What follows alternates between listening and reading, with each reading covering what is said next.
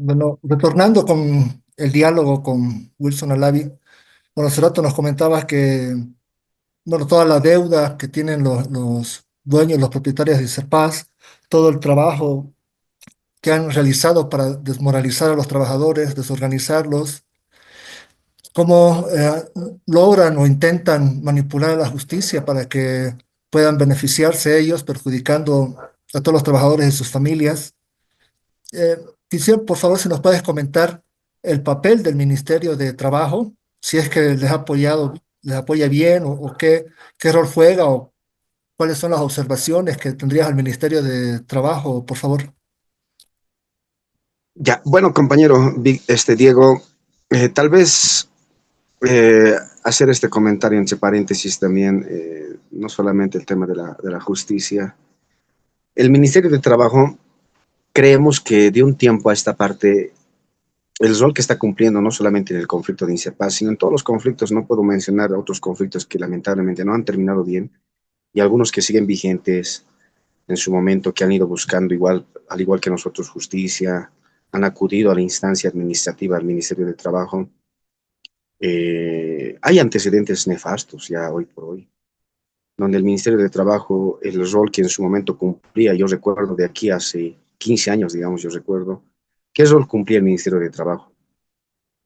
Iba a las empresas, ellos tenían la facultad de poder entrar a hacer lo que es las inspecciones sorpresas, inspecciones técnico-laborales y poder exigir el cumplimiento de las normas y leyes laborales a todos los empleadores, pero hoy por hoy se ve lamentablemente un Ministerio de Trabajo totalmente flexible, totalmente accesible a lo que es las pretensiones del empleador.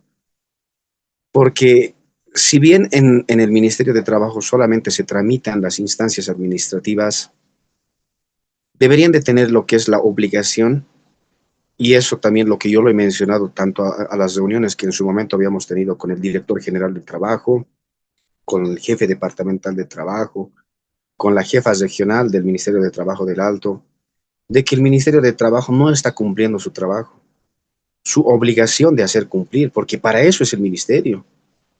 Pero algunos malos funcionarios, inspectores nuevos, tal vez por desconocimiento de la normativa, están yendo a una situación de conciliación. O sea, ¿a qué me refiero? La conciliación es algo bueno cuando hay dos partes que tienen la predisponibilidad de poder buscar una situación de solución a cualquier tipo de conflicto. La conciliación es buena, pero cuando es sincera. Pero cuando existe este tipo de conflictos grandes, digamos, si vale el término, el ministerio no está dando la talla. Ya se vuelve un ente conciliador, como el propio nombre, conciliador, que lo único que hace es reunir a las partes, al empleador, al trabajador, o en este caso a los representantes de los trabajadores, donde dice, le consulta al empleador.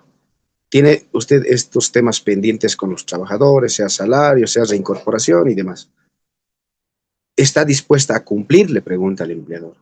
Obviamente, pues el empleador va a decir, pues va a poner sus argumentos para poder cansar al trabajador, en este caso vulnerado, o los trabajadores vulnerados, mencionando pues, de que no es sostenible, de que no hay utilidades, de que por eso no paga salarios, de que no puede seguir manteniendo la carga social, por eso es de que está haciendo lo que es el despido, no va a poder reincorporar. O sea, son los argumentos que ya se sabe y que lamentablemente el Ministerio de Trabajo no hace nada contra eso. ¿Y qué respuesta da a los trabajadores y a los sindicatos que al menos nosotros tratamos de llegar a esta instancia con la esperanza de que el Ministerio de Trabajo haga cumplir la normativa legal? Es de que el Ministerio de Trabajo nos da la respuesta nefasta a nosotros de que no puede hacer más, de que su trabajo ya está hecho porque el Ministerio simplemente es un ente conciliador, que cuando se inician los procesos administrativos ellos cumplirán según en norma como corresponda, pero hasta ahí. Llegado el momento cuando se tienen resoluciones de paros legales, resoluciones de, en mi caso del sindicato Inserpaz, un laudo arbitral que ha salido reconociendo los derechos de los trabajadores por tantos años vulnerados, lo que es un derecho constitucional y un derecho normativo que está dentro de la Ley General del Trabajo, el derecho a un recargo nocturno, dominicales, que está reconocido por un laudo arbitral que se está tramitando y que se tramita dentro del Ministerio de Trabajo porque se conforma un tribunal arbitral dentro, cuando existe pues pliego de peticiones que no se consensúa o no se llega, digamos, a un acuerdo entre la empresa y el trabajador. Esa es la instancia administrativa donde se tiene que llegar a un laudo arbitral. Pero nosotros que hemos pasado todas las instancias, nos vemos totalmente decepcionados porque el Ministerio de Trabajo no cumple su trabajo, no cumple, no puede hacer cumplir su propia normativa, porque dicen ellos de que tenemos limitantes, de que hasta ahí nosotros podemos hacer. Más allá, quien debería de hacer cumplirlo, si es que, digamos, nosotros como trabajadores nos atrevemos a ir a la instancia judicial, deberían ser los jueces. Mi pregunta es, ¿cómo es posible que hayamos llegado a, esta, a este tal grado de burocratizar lo que es la normativa, los derechos, que nos hemos vuelto tan burócratas los mismos trabajadores, pareciera, dando cuerda a lo que el Ministerio de Trabajo nos pide, que todo lo estamos judicializando, todo. Lamentablemente ya no existe ese poder de coercitividad en el Ministerio de Trabajo, no tiene ese poder de decir al empleador, usted tiene tal obligación y ante el incumplimiento, esto va a ser su sanción, esto va a ser su multa, así como lo ha hecho el poder impositivo de los impuestos. Al impuesto nadie se puede escapar. Pase un año, 2 años, listo, se te congelan las cuentas si no cumples y demás. ¿Por qué no tiene el Ministerio de Trabajo ese poder coercitivo? Ese poder de poder mencionar al empleador de que si no cumple los derechos de los trabajadores, si vulnera, las consecuencias van a ir no solamente para la empresa, que tiene una razón social, que jurídicamente está representada por una persona, pero que por detrás de esa persona hay pues socios accionistas. ¿Por qué no el Ministerio de Trabajo, desde nuestro punto de vista, tiene ese poder coercitivo de decir, si no cumples, se te va a congelar tus cuentas? Desde el Ministerio de Producción, o en este caso el Ministerio de Desarrollo Productivo, poder cortar inclusive las exportaciones, presionar para que el empleador cumpla los derechos de los trabajadores, pero no lo hace, porque ellos mencionan de que su alcance, su llegada es hasta ahí, administrativo, y los trabajadores nos vemos totalmente vulnerados. No solamente hablo por los trabajadores de INSERPAZ, sino hablo por todos los trabajadores a nivel nacional, no solamente del sector fabril, mineros, de luz y fuerza, maestros, lo que es diferentes sectores que acuden al Ministerio de Trabajo. Entonces, si se da de cuenta, hay una decepción total por el Ministerio de Trabajo y de un tiempo a esta parte, ahí adentro pareciera que se están vulnerando y se están negociando, pareciera inclusive de los derechos, porque sale hasta resoluciones contrarias a los trabajadores. Cuando uno denuncia una reincorporación, el Ministerio, sorpresivamente, en vez de sacar favorable a los trabajadores, sale en contra, donde mencionan de que no corresponde a una reincorporación. Y me atrevo a decir, a quienes vulneran más, a los trabajadores que desconocen sus derechos, porque el empleador está metiendo billete, pareciera. Espero equivocarme, pero dentro del Ministerio de Trabajo se ve mucha deficiencia donde se necesita un cambio estructural desde la cabeza, desde el ministro o ministra de Trabajo, quien asuma, quien esté en su momento, tiene que ser un profesional que conozca la normativa legal vigente, que tenga esa experiencia, esa capacidad de dar lo que es alternativas de solución a los conflictos creados por los empleadores, porque el mismo ministro o la misma ministra que asuma, si no tienen experiencia, como hoy por hoy, ¿qué experiencia podemos decir que el ministro que hoy por hoy está, qué experiencia tiene en un ámbito laboral? No sabemos ni siquiera del sector que viene, no sabemos qué méritos ha hecho para estar en esa cartera de Estado. Entonces, eso es la posición, la postura que tenemos como trabajadores, decepcionados totalmente con el actuar del Ministerio de Trabajo, coadyuva hasta cierto lugar, pero después más allá no encontramos lo que el trabajador requiere, el Wilson, cumplimiento disculpe de una los derechos pregunta. legales. Respecto a el argumento que dicen las autoridades y funcionarios del Ministerio de Trabajo, que solo tienen hasta cierto alcance, realmente, ¿qué dice la normativa? ¿Qué dicen los abogados que les apoyan a ustedes o les asesoran en estos procedimientos? ¿Es real que la normativa les impide ir más allá del Ministerio de Trabajo o ellos no están cumpliendo con lo que dice la normativa de las funciones y potestad que tiene el Ministerio para resolver estas problemáticas obrero-patronal? A ver, según la normativa, hay que ser también claros, compañero Diego, y creo que muchos compañeros y compañeras ya este último tiempo se han ido capacitando y conocen los derechos de los trabajadores, donde la normativa es bien clara. Obviamente, no vamos a negar el alcance que tiene el Ministerio de Trabajo. que su propio nombre en su momento lo ha ido mencionando algunos funcionarios, que su labor y su rol es administrativo, que se puedan tramitar resoluciones administrativas, en este caso laudos arbitrales que se resuelvan, eh, no sé, homologaciones de trámites, de convenios y al mismo tiempo absoluciones de consultas donde el ministerio nos saca y nos resuelve para el mismo respaldo contra el empleador queriendo vulnerar algún derecho, realmente es administrativo. La normativa lo dice así. Pero me atrevo a decir de que de un tiempo a esta parte, el Ministerio de Trabajo está dando más cuerda a lo que el empleador, a las chicanas, a las estrategias que maneja el empleador. Está dando más cuerda a eso, pudiendo actuar como lo hacía años atrás el Ministerio de Trabajo. Por ejemplo, mira, pongo un ejemplo, cuando se solicita, o en este caso el Ministerio tiene toda la tuición y obligación de oficio ir a las empresas, hacer inspecciones sorpresas, inspecciones laborales, técnicas laborales. ¿Qué es lo que hace el empleador? Y eso estoy viendo hoy por hoy. Va a una empresa, el empleador no tengo autorización para hacerte ingresar. ¿Qué hace el ministerio? Mi informe no me dejó ingresar y listo, ahí quedó. Ahí muere la inspección. Pero ¿qué es lo que debería de hacer el ministerio? Ir, obligar al empleador para que le deje ingresar, porque tiene que verificar qué vulneraciones existen dentro de la empresa. Ahora, si el empleador ha encontrado la receta para poder obstaculizar el trabajo, bueno, pues es una cartera de Estado que utilice la fuerza pública, la policía. Ellos tienen la tuición de hacer eso, pero no lo hacen, tienen miedo. Si bien su labor de los funcionarios, inspectores, DGT, jefe departamental, son administrativos, cuando se trata de este tipo de inspecciones, tienen que hacer cumplir, como la normativa lo dice, hacer cumplir el pago de salarios, hacer cumplir el tema de seguridad industrial, hacer cumplir pago de aguinaldos, hacer cumplir incrementos de salarios, hacer cumplir que no haya acoso, que no haya persecución dentro de la planta, intimidación. ¿Cómo haces cumplir si no verificas? Tienes que entrar a las plantas. Por eso el ministerio ya no tiene ese poder coercitivo. Tanto hemos llegado al miedo del empleador, porque ellos dicen, no, me va a procesar el empresario. Yo digo, discúlpeme mi ingenuidad, no sé si es una posición muy radical. El Ministerio de Trabajo está avalado y respaldado por el mismo Estado. ¿Cómo es posible que tengamos miedo? Ahí yo me atrevo a decir de que está la falla, ahí está la falla. Que el Ministerio de Trabajo no tiene ya esa decisión de poder coadyuvar a los trabajadores para el cumplimiento de los derechos. Esa es mi observación, compañero Diego. Pero a mí me llama un poco la atención, por ejemplo, cada fin de año para los aguinaldos saca un instructivo el ministerio y de una Uh -huh. fecha tope máximo.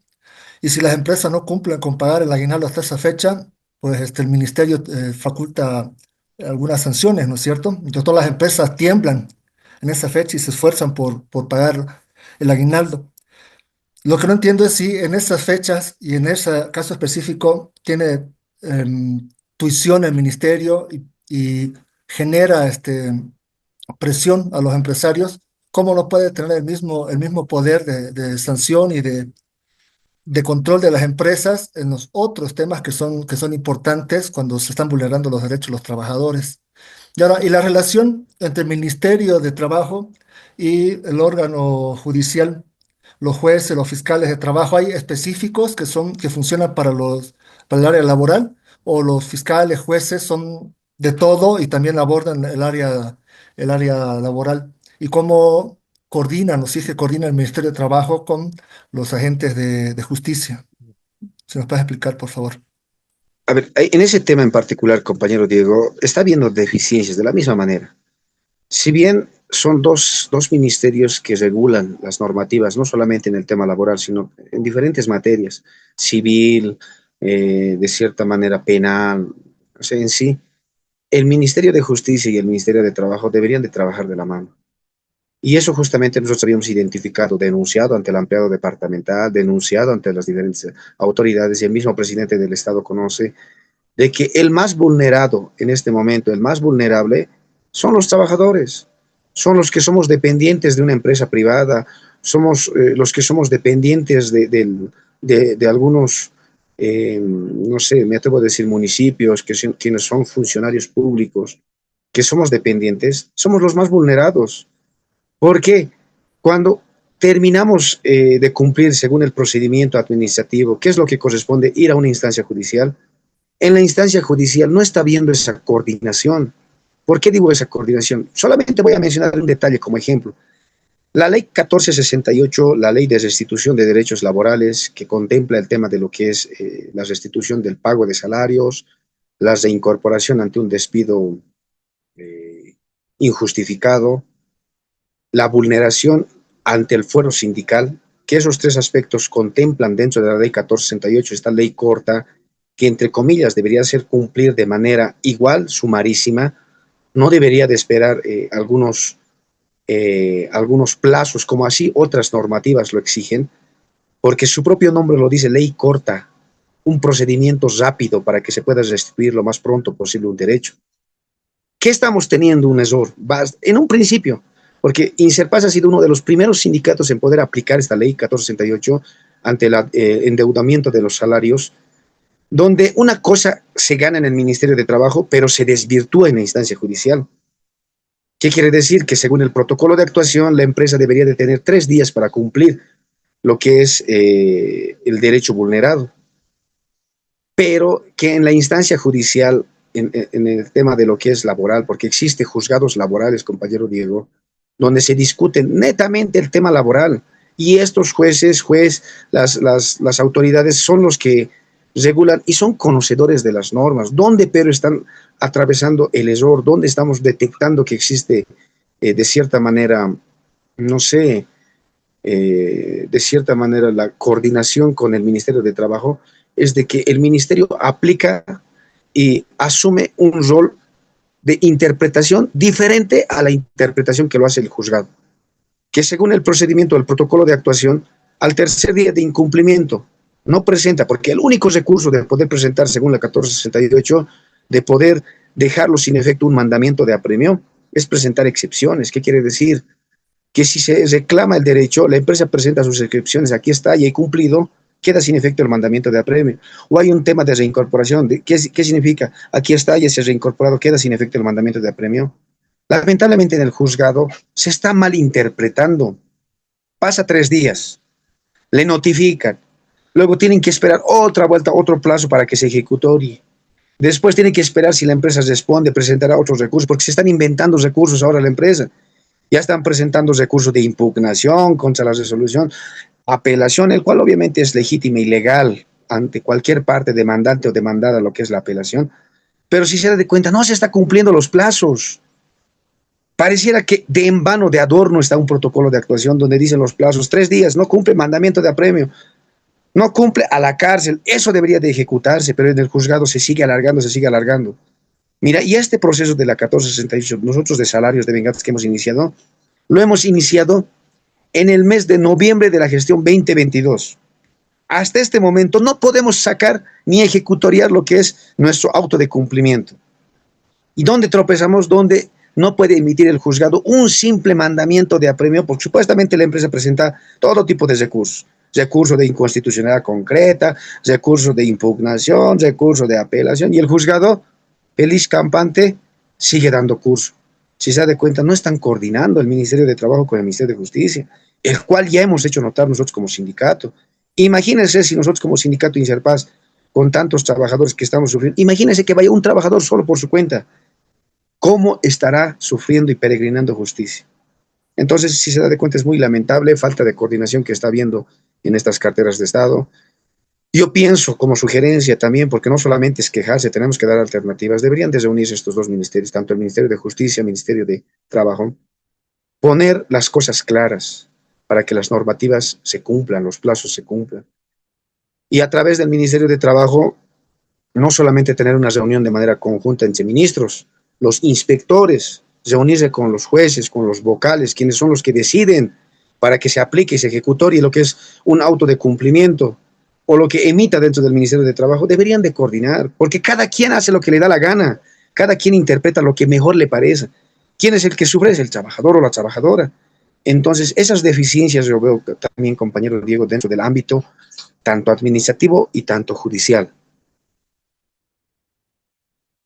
Tremendo, tremendo. La verdad que molesta mucho, genera impotencia. Imagino no puedo ni imaginar cómo estarán pasando. Ustedes, como dices, como sindicato, ya es difícil. Debe ser mucho más difícil una persona sola o que no conoce sus derechos. Además de contratar abogados. Seguramente hay que ver maneras de cómo modificar, ¿no? Seguramente normativas, decretos, regulaciones para poder hacer más fluido este proceso, ¿no? Porque además imagino que hay como un historial de todos los procesos, sanciones y resoluciones emitidas por el Ministerio de Trabajo, en el caso de Inserpaz, que deberían servir, ¿no? como antecedentes para agilizar el proceso, pero no puede ser que esté demostrado que, que los empresarios de Inserpaz están incumpliendo la normativa desde hace 3 años y sin embargo todavía la justicia les esté dando prioridad o les esté dando como si fuera un caso nuevo, ¿no? Sin ejecutar, sin presionar para que cumplan la normativa. Ahora, respecto a lo que comentabas hace rato de la intención, la posibilidad legal, lo que les permite la ley, la constitución de conformar una empresa social, si es que nos puedes comentar un poquito respecto a qué es lo que dice la ley y cuáles son los lados positivos que ves en la normativa respecto a la conformación de empresas sociales y las deficiencias que hay también en la normativa que quizás obstaculizan o no dejan que sea rápido el proceso de conformación de este derecho laboral. Ya, a ver, compañero Diego, es bien importante entender esta ley. La ley 1055 de constitución de una empresa social, que muchos no lo entendemos, o en este caso no lo entendíamos, porque a lo largo de todo este tiempo, muchos compañeros que han sido de la misma manera vulnerados, al igual que nosotros, han intentado constituir. Hoy por hoy existe ya la primera empresa social a nivel Bolivia, legalmente constituida, que para nosotros es un antecedente bastante favorable y que también para nosotros lo podemos aplicar y utilizar como jurisprudencia, porque creemos que los trabajadores no podemos seguir peregrinando, no podemos seguir esperando la voluntad de aquellos malos empleadores que están acostumbrados a jugar con la necesidad del trabajador. Y nombro también lo que es la empresa de cerámicas Victoria, y casualmente es del mismo rubro que nosotros, es de cerámica, que produce ladrillo, y que casualmente también está en Viacha, cerca a lo que es a nuestra planta. Estos compañeros prácticamente más de 6 años han peregrinado para poder constituir la empresa social, pero gracias a Dios han podido constituir, hoy legalmente son dueños ya de la empresa, les han constituido como empresa social, donde este procedimiento mal llamado proceso sumarísimo, digo yo, porque 6 años no es rápido. 6 años que los trabajadores han tenido que esperar, peregrinar, y eso que su empleador de ellos era un peruano que ha fallecido. Es como si ellos estuviesen en un campo de batalla. Al frente no tenían un enemigo. Quien les dé batalla, quien les responda, quien alegue, quien presente argumentos jurídicos para poder demostrar lo contrario, porque había fallecido el dueño. Pero ¿quién era su enemigo casualmente de los trabajadores? Era el juzgado, porque el juzgado era quien no se atrevía a poder aplicar la ley 1055. ¿Cómo es posible que 6 años, dentro de 6 años recién se pueda constituir la primera empresa social a nivel Bolivia? Porque existen empresas autogestionadas, pero que legalmente estén constituidas como empresa social, ninguna. Esta es la primera empresa social que es Cerámicas Victoria. Hoy por hoy hay muchas empresas que están en ese camino, Inalpanda, Polar, que lamentablemente se ha distorsionado el tema de la conformación de una empresa social, porque si no me equivoco ahora creo que es una sociedad anónima. Ahí también el trabajador tiene que tener conciencia y no desvirtuar ni distorsionar lo que es la ley 1055. Entonces, en ese marco creemos de que esta ley puede aplicarse, puede funcionar, si es que aquellas autoridades judiciales quienes asumen el rol de decidir o de poner una posición en el tema judicial para poder demostrar si tenemos o no tenemos razón los trabajadores, si se puede o no se puede conformar una empresa social, tienen que aplicar la ley según el procedimiento, cumplir los plazos. Eso es lo que nosotros vemos, la deficiencia, dónde está viendo. Y dentro de la misma ley, los errores que tal vez nosotros encontramos, porque como dice el dicho, ¿no? Echa la ley, echa la trampa. Lamentablemente, aquellos empleadores que quienes van a dar pelea, como en nuestro caso, de nosotros el empleador estamos ahorita en un campo de batalla judicial. Los trabajadores dando los alegatos correspondientes, demostrando jurídicamente que nuestros derechos de los trabajadores nos corresponden, tema de beneficios sociales, tema de quinqueños, recargo nocturno, salarios a deudas y demás derechos.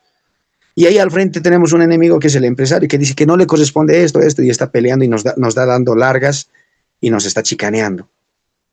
La diferencia es que nosotros tenemos un enemigo al frente que es el empresario. Y al mismo tiempo sumándole el enemigo que tenían los compañeros de Cerámicas Victoria, que es el mismo juzgado. O en este caso la instancia judicial, la justicia. Son dos enemigos al cual nosotros nos estamos enfrentando. Porque el empresario, si le da la gana, va donde un juez, donde un vocal, tengo tantos, toma ahorita mismo maletines negros llenos de plata, y va a sacar cualquier cosa en contra. Ante esos dos enemigos que nosotros nos enfrentamos, ¿qué error encontramos dentro de la misma ley? Que existen vacíos jurídicos, que el empresario, en nuestro caso, lo está bien utilizando a su favor, cansándonos, alargando el procedimiento y demás. Y hay un particular, un artículo dentro de la ley 1055, que no lo recuerdo en este momento, pero donde dice que el trabajador tendrá que asumir no solamente los activos, sino también los pasivos. ¿Qué quiere decir? Que el trabajador, así como asume la responsabilidad de administrar la empresa, asume con la deuda que el empleador deja. Ahora, mi pregunta es bien ilógico, ¿no? Para nosotros como trabajadores, si entre comillas, estamos peregrinando que nos paguen nuestros salarios, reactivar para tener un salario por lo menos digno, ¿cómo es posible que nos puedan querer cargar el tema de las responsabilidades, deuda del gas, de la luz? ¿Quieres trabajar? Paga primero la deuda del empleador. ¿Cómo es posible que la ley 1055 contemple eso? Y es una llamada de atención para el Ministerio de Justicia. ¿Cómo es posible que nos quieran cargar eso más a los trabajadores? Eso, uno. Dos, dentro de la misma ley 1055 existe, si no me equivoco, 6 procedimientos para poder hacer unas medidas precautorias. Y en una de las medidas precautorias que yo he lanzado y ratifico en este momento mi observación más llamativa es en el aplicar y ejecutar lo que es una anotación preventiva. Es una de las medidas precautorias. ¿Cómo yo garantizo el derecho de mis salarios, el derecho de mis beneficios sociales que me van a cumplir? ¿Cómo me garantizo? Jurídicamente los trabajadores, haciendo estas medidas precautorias, anotación preventiva, embargos, remate y demás, pero lo primero, anotar preventivamente, hacer notar al derechos reales. Si tiene un terreno, anotarlo preventivamente mediante derechos reales de que ese terreno no se pueda vender para que garantice el pago de mis derechos. Si tiene bienes, muebles, inmuebles, automotrices, no sé, cualquier situación, igual hacerlo anotar preventivamente. Pero ¿dónde hemos tropezado nosotros? Y esto también es un vacío jurídico bastante llamativo que afecta a los trabajadores. Que en el juzgado, o en este caso en derechos reales, una vez que nos dan la autorización en juzgado para poder hacer la anotación preventiva, en derechos reales nos dicen, si tu deuda es 15 millones y el terreno equivale o contempla esa cantidad de deuda, tienes que pagar por cada 1.000 bolivianos, tienes que pagar 3 bolivianos. Haga una sumatoria de 15 millones de bolivianos. ¿Cuánto tenemos que pagar los trabajadores para solamente anotar preventivamente? Ahí también mi pregunta, si no tenemos un salario los trabajadores, ¿cómo vamos a hacer una anotación preventiva? La misma ley está siendo bastante burócrata con los trabajadores. Nos siguen poniendo trabas. Por eso digo, echa la ley, echa la trampa. Tiene que haber una coordinación con las gobernaciones, las alcaldías. Yo me he ido un poco moviendo, tratando de buscar y de buscar alguna alternativa para que esta situación no sea una frontera para nosotros. Y yo encontraba como un antecedente favorable que habían hecho los compañeros de Colquiri, si no me equivoco, los mineros, donde han hecho una anotación preventiva, donde han aplicado un servicio de gratuidad, que en su momento se ha aplicado. ¿A qué me refiero con servicio de gratuidad? Vas al juzgado, le dices, por favor, emítase una anotación preventiva contra tales bienes, porque la empresa nos debe tanto monto. El juzgado va a emitir la autorización, emítase lo que es la anotación preventiva. Pero al mismo tiempo, ¿qué han hecho los compañeros? Queremos nosotros ampararnos a lo que es el servicio de gratuidad, porque no contamos con salarios. El juzgado, ¿qué saca? Emítase la anotación preventiva con el servicio de gratuidad, porque no cuentan con salarios. Eso debería de hacer todos los juzgados. Pero nosotros hemos pedido a través de un memorial, pero nos han negado. Nos han negado donde nos ponen más trabas a nosotros como trabajadores el poder hacer un simple procedimiento. ¿Cómo garantizo o cómo me autogarantizo el tema de mis salarios, el tema de mis beneficios? No vaya a ser que mañana pasado, si no hago esa anotación preventiva, la empresa va a aparecer con otro dueño, vendida, va a aparecer con otro dueño, va a aparecer inclusive ya proveedores que quieran agasárselo a la empresa y dejarnos en las calles, porque recuerden que tiene deudas con impuestos, tiene deudas con la AFP, tiene deudas con la caja, tiene deudas con yacimientos de La Paz. Ellos no se van a quedar con los brazos cruzados, van a querer igual cobrar su deuda. ¿Cómo? Van a querer embargarlo. Pero la creencia privilegiada, ¿qué dice? La creencia privilegiada dice que el derecho del trabajador y trabajadora es privilegiada, que primero tiene que resolverse el derecho del trabajador y lo demás, bueno, pues irá a las otras deudas. Eso dice la normativa, pero que no se cumple, porque es la única manera de poder garantizar mediante una anotación preventiva. Esos vacíos yo encuentro, compañero Diego, dentro de la ley 1055, que lamentablemente nos perjudica y nos va a seguir perjudicando porque no se va a subsanar dentro del mismo reglamento. Ley reglamentaria de la ley 1055 debería de considerar la situación para que en lo posterior se pueda subsanar estos detalles que a la larga nos traen consecuencias negativas. Qué fuerte, ¿no? Bueno, y también depende mucho de la interpretación e interés de los jueces, ¿no? Para poder acelerar, interpretar la norma para que favorezca a los trabajadores, bueno, que se cumpla la ley, ¿no? Porque no se trata de favorecer o inclinarse, ¿no? Sino que cumpla la normativa vigente. Y una pregunta para ir terminando el programa. Y en las organizaciones, por decir, en la Federación de Trabajadores Fabriles de La Paz, o la Confederación de Trabajadores Fabriles, realizan, analizan todo este problema de las empresas que están peleando por consolidarse como empresas sociales, se capacitan en normativas respecto a eso, tienen apoyo de estas organizaciones para poder hacer que se cumpla la normativa. A ver, compañero Diego, en este tema es bien importante, así como el trabajador de manera individual que va a ir reclamando, denunciando sus derechos vulnerados y demás, hay diferentes sindicatos que lo hemos hecho de manera colectiva. Y en este tema hay que ser bastante claros. Creo que el trabajador, trabajadora u organización sindical no lo va a poder hacer solo. Es necesario la colaboración, el respaldo incondicional de las entidades matrices y gracias a Dios nosotros como sindicato Inserpaz, al sector que pertenecemos al sector fabril, estamos siendo bastante respaldados de manera considerable, nos han ido dando lo que es el respaldo no solamente moral, sino muchas veces hasta económico que nos han ido ayudando para el tema de las fotocopias y demás. Nuestra Federación Departamental de Trabajadores Fabriles de La Paz, a la cabeza de nuestro ejecutivo compañero Américo Dante Flores Trillo, está siempre dando el respaldo. Nuestra Central Obrera Departamental, a la cabeza del compañero Félix Linda, de la misma manera. Creo que son los ejecutivos que han tomado ya conciencia, porque más antes no se veía eso. De la misma manera, el compañero Mario Segundo Quispe Osco, que es nuestro ejecutivo de nuestra Confederación General de Trabajadores Fabriles de Bolivia, quienes dan el respaldo. Y este tipo de conflictos no se va a poder hacer si no se tiene el respaldo de las tres entes matrices que son primordiales de los trabajadores en el Departamento de La Paz y Nacional. Asimismo, las otras entidades matrices, lamentablemente la Central Obrera Boliviana, ha tomado un tono más político, donde de cierta manera ha descuidado. Tenemos que ser críticos y autocríticos. Ha descuidado el tema de los conflictos porque no se ve esa posición contestataria como se veía antes, pero tampoco podemos desmerecer, nos han dado el respaldo en su momento, pero se necesita ya una posición más unificada, hablar el mismo lenguaje para que los mismos malos empleadores, las autoridades, de una vez respondan y den la talla como corresponde. Y referente al análisis que ellos hacen a estos vacíos que se tiene dentro de la ley, creo que se ha planteado en los mismos empleados, ellos han hecho los planteamientos, pero no dependen de los ejecutivos. Esto depende de quiénes son los administradores de justicia, sea en este caso los ministros o el mismo presidente, pero también aquí juegan un rol bien importante dentro de lo que es la Asamblea Legislativa, los senadores, diputados, quienes ellos son los que aprueban o los que salen con una normativa, con una nueva ley, para que sea favorable o no a la población y a los trabajadores en este caso. Entonces creemos de que si todos los trabajadores a nivel nacional no mostramos una posición y damos ese mensaje de que no estamos de acuerdo con algunos antecedentes nefastos, algunas leyes que tienen vacíos, lamentablemente no vamos a avanzar. Entonces es necesario hacer un análisis bastante minucioso, pero no solamente de parte de nosotros. Estas autoridades son los que deciden prácticamente. Entonces, en ese sentido, los ejecutivos creemos que están haciendo el trabajo que corresponde, donde también les toca estar.